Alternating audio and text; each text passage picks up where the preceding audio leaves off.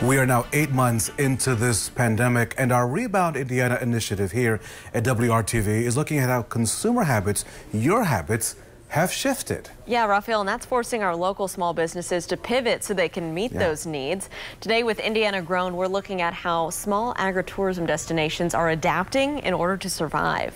We came up with this idea of a portable wine flight. Sarah Shade takes us through a pandemic-friendly tasting at Mallow Run Winery in Bargersville. Mostly Sangiovese with a little bit of Cabernet Sauvignon. The family-owned winery off Whiteland Road prides itself on giving guests an experience. And then this last one is Traminette, which is the Indiana signature grape. And they always provide complimentary tastings. The customer can check off which for. We prepare the flight for them. And then the only rule is that it has to be enjoyed while seated at a table, but they can stay in here or go out on our deck. It's fall at this Johnson County gym, but springtime looked much different. So we fell under the category of a bar or nightclub because we don't have an established restaurant here. Despite the acres of space, Mallow Run couldn't operate as it has for 15 years. And just like any other small business, it was really scary. So the family and workers put their heads together. Okay, if this is the reality right now, how are we going to get through? And decided to offer a drive-through case sale.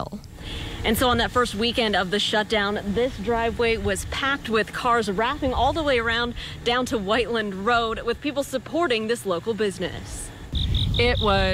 It blew us away. It was kind of the hope that we needed to get through what would end up being the next several months of being closed. The ability to get creative, overcome barriers, and get products to consumers. That's the message Indiana Grown worked to get to its members during this global pandemic. So Indiana Grown is a program of the Indiana State Department of Agriculture, and our whole goal is to market and promote and elevate all forms of local ag. So that is hog farmers, traditional row crops, value-added products like barbecue sauce, and even wine, because wine is agriculture as well. Indiana Grown has helped members track these new consumer habits like online sales and social media advertising. And businesses like Mallow Run used what they had, a loyal customer base, to push through the mandated shutdown. A lot of our members have new business that they never would have had before, and hopefully we'll retain that business in the future. A late frost delivered that 1-2 punch in this pandemic to growers like Mallow Run.